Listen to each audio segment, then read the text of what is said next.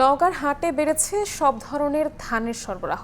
এ কারণে সপ্তাহ ব্যবধানে মন প্রতি 200 টাকা কমিয়ে দিয়েছেন ব্যবসায়ীরা। আর সরকার নির্ধারিত 36 টাকা দরের ধান হাটে 30 টাকা কেজিতে বিক্রি হচ্ছে বলে দাবি কৃষকের। এ নিয়ে বিস্তারিত জানাতে নওগাঁর মহাদেবপুর হাটে আছেন সহকর্মী এম.আর. রকি। সরাসরি যাচ্ছি তার কাছে।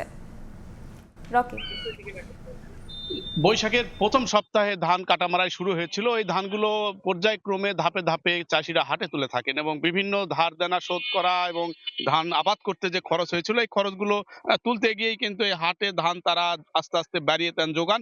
এবং ইতিমধ্যে আমরা দেখছিলাম গত এক সপ্তাহের ব্যবধানে নতুন যে ধানগুলো এই ধানগুলো কিন্তু পর্যাপ্ত পরিমাণে হাটগুলো তোলা হচ্ছে এবং জিরা, কাটারি, নাজির, গোল্ডেন 28 এই জাতীয় বাহারি কিন্তু ধানের নাম রয়েছে। এই ধানগুলো যখন হাটে তুলছেন এবং হাটে ধানের যোগান যত বাড়ছে দরের জায়গাটা কিন্তু অনেকটা নিচে নেমে গিয়েছে। আমরা দেখছিলাম গেল সপ্তাহে কাটারি জাতের যে ধানগুলো ছিল এই ধানটা কিছুটা সরু ধান। এই ধানটা বিক্রি হয়েছিল প্রথম দিকে 1400 টাকা বা 1450 টাকা। বর্তমানে সেই ধান কিন্তু কিনছে ব্যাপারীরা সর্বোচ্চ 1120 থেকে 1150 টাকায়। অন্যান্য যেসব জিরা রয়েছে সেই ধানগুলো 1300 থেকে 1400 টাকা প্রথম দিকে বিক্রি হয়েছিল। বর্তমানে সেটা কিন্তু নেমে এসেছে সর্বোচ্চ 1200 টাকা দরে।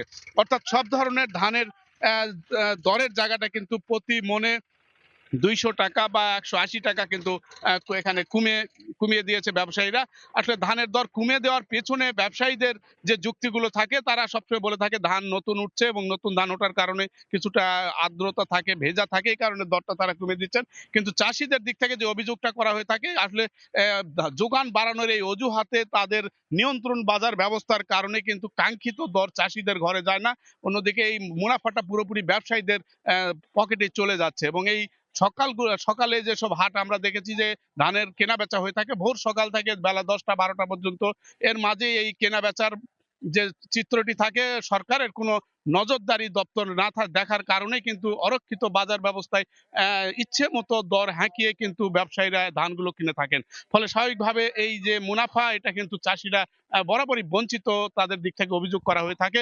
এবার কিন্তু খরচের খাত থেকে বলা হয়েছে চাষিদের দিক থেকে যে বিগত মৌসুমের চেয়ে এবার আবহাওয়া অনুকূলে ছিল, কিছুটা ধানের ফলন ভালো হয়েছে কিন্তু খরচ বেড়েছে এবং খরচ বাড়ার সাথে সাথে সেই তারা যে একটা প্রত্যাশা করছিলেন মিনিমাম ন্যূনতম একটা কাঙ্ক্ষিত দর তারা একটা দাবি করছিলেন কিন্তু সেই দরের জায়গাটা কিন্তু এই মুহূর্তে হাটগুলোতে পাচ্ছেন না চাষিদের দিক থেকে। অন্যদিকে সরকারিভাবে ধান সংগ্রহের যে 24 এপ্রিল থেকে ঘোষণা দেওয়া হয়েছে এখনো জেলা পর্যায়ে আমরা দেখছি যে ধান সংগ্রহ কার্যক্রম শুরু হয়নি কিন্তু 36 টাকা কেজিতে ধান কেনার যে সরকারি দর হাটগুলোতে কিন্তু সর্বোচ্চ 30 থেকে 31 টাকা প্রতি কেজিতে কিনছে। অর্থাৎ প্রতি কেজিতেই কিন্তু 5 থেকে 6 টাকা দর এখানে কম এবং এই দর কমের জায়গাটায় কিন্তু প্রকৃত অর্থে চাষিরা বঞ্চিত হওয়ার কথাই বেশিরভাগ বলছেন। জেলা কৃষি বিভাগ বলছে এবার জেলায় প্রায় 1,93,000 হেক্টর জমিতে ধানের আবাদ করা হয়েছে যেখান থেকে প্রায় 12 লাখ মেট্রিক টন ধান এবার কিন্তু কৃষকের ঘরে উঠবে এবং ধানের ফলন অনুযায়ী এবার চাষিরা কিছুটা উজ্জীবিত, কারণ বিগত মৌসুমের চেয়ে আবহাওয়া অনুকূলে থাকার কারণে ধানের ফলন কিন্তু ভালো হয়েছে এবং হাটগুলোতে দিন যত গড়াচ্ছে সরবরাহ ততই বাড়ছে এবং এই সরবরাহের দিক থেকে কিন্তু প্রত্যাশিত একটি দর নিশ্চিত করার দাবি জানাচ্ছে চাষিরা। এ ছিল নওগাঁর মহাদেবপুরে ধানের হাটের ধান বেচে কেনার খবর আমার কাছে।